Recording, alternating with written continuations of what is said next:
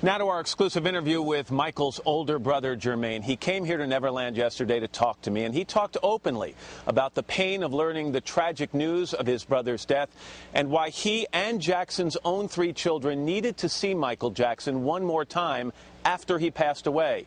And he talked about the strain his family has been under for the past week. It's tough. My family is being strong.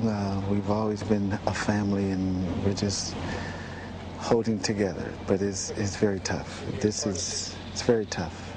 This family's been through hard times in the past. Is there anything that you can compare to this? There's nothing that we compare to this, because we lost our brother, our hero, the world is mourning, we're mourning, the fans are mourning. It's unreal, it's unbelievable.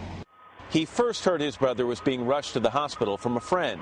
After some confusion, he then called his mother, who told him the tragic news. She was crying, saying he was dead. And Matt, to hear my mother say, Michael's dead, to feel and hear the tone in her voice, to say her child is dead, is nothing that anyone can ever imagine. And to hear her say this, and I'm her son too, and I rushed across town, and once I got close to UCLA, I saw the helicopters in the sky. I said, that's where he is. And I rushed in the hospital, and I went straight to my mother, and I tried to console her a bit, but I wanted to see Michael, and I wanted to see my brother. And seeing him there lifeless and breathless was very emotional for me. But I held myself together, because I know he's very much alive, his spirit is, and that was just a shell. But I kissed him on his forehead, and I hugged him, and I touched him, and I said, Michael, I'll never leave you. You'll never leave me. I felt, though, really, really empty. And this sounds strange, but he went too soon. He went too soon. I don't know how people are going to take this, but I wish it was me. Why do you feel that way? Because I've always felt that I was his backbone.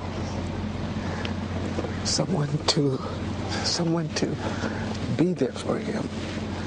I was there, and he was sort of like Moses. Things he couldn't say, I would say them. During the trials, doing everything, I knew he was 1,000% innocent. I knew. We all knew. You never doubted as a brother? You never said, you took the brother hat off for a second, Jermaine, and said, let me look at this from a different point of view. Is it possible that this is true? Listen, Michael is a gift from Allah, and he has taken him back. The world didn't appreciate him. The world loved him, but certain people, certain industries didn't appreciate him. And his time on this earth, he did good. He wanted good for everyone. He saw the good in people that were even proclaimed to be bad, but he wanted to change things.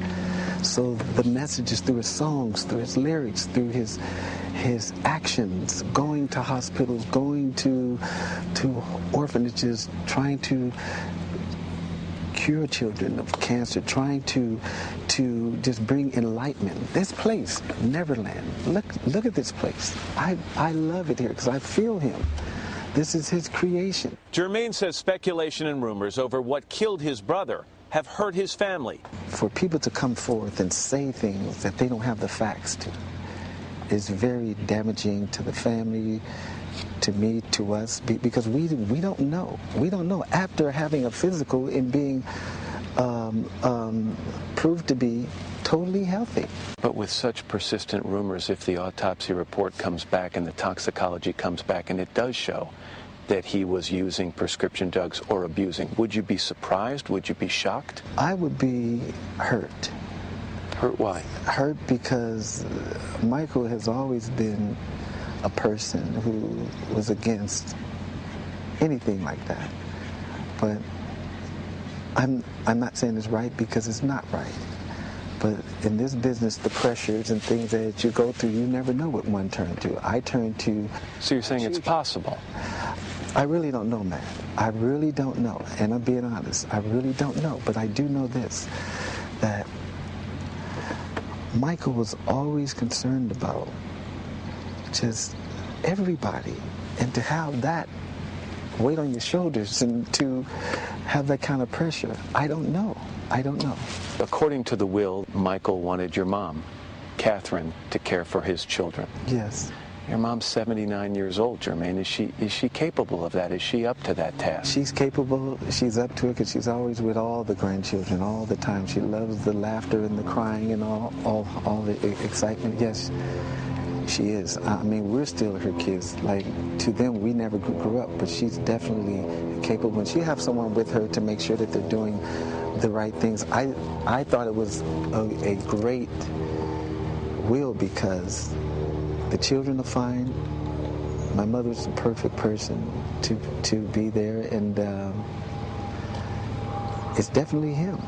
Jermaine would like to see Neverland be his brother's final resting place. This is his home. He created this. Why wouldn't he be here? I feel his presence. It's like he's on tour somewhere or he's out somewhere, and it would always feel like that, and I love that.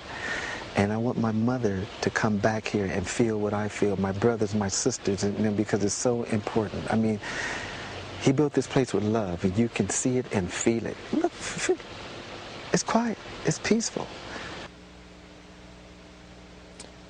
And still ahead, we'll have more of our exclusive interview with Jermaine Jackson, including why they brought Michael's children to see their father after he had passed away. And it's time now for more of our exclusive interview with Michael's older brother, Jermaine. He talks about the good times and the bad here at Neverland Ranch, about plans that were in the works for a possible Jackson 5 reunion, and about seeing Michael's 3 young children at their father's side in the hospital. When I entered the hospital, they were there. And the therapist felt that it was important to let them see their father and so they can get it over and understand. So they were taken in to see their father after he had passed? Yes, yes. It's a hard thing for kids. Yes, but now they're fine. And I know it's tough, but I think it was the best thing to do. At first, I was against it, but what do you say if you don't show them? They're 12, 11, and 7. Can you describe the day or 2 days after his death? How did the family embrace them? How did they gather around them to support them? Well, my kids, Jafar and Your Majesty, are like their ages, Prince and Paris and Blanket, and also Royal, and they love them. They're playing, and during the time when Michael was here, they were busy with their father traveling, and my kids just always say, Dad, can we go to Neverland? Can we see Blanket? Can we see Paris? Can we see Prince? And if you got to visit your cousins, this is a pretty good place to visit them. Yeah, but they were always traveling and things like that. Now they are the closest. They're together now. They're very special because the love. Michael gave them the most important thing, which is the love, and he had the love from his mother and father. We all did, the right morals, the right principles. He was a wonderful father.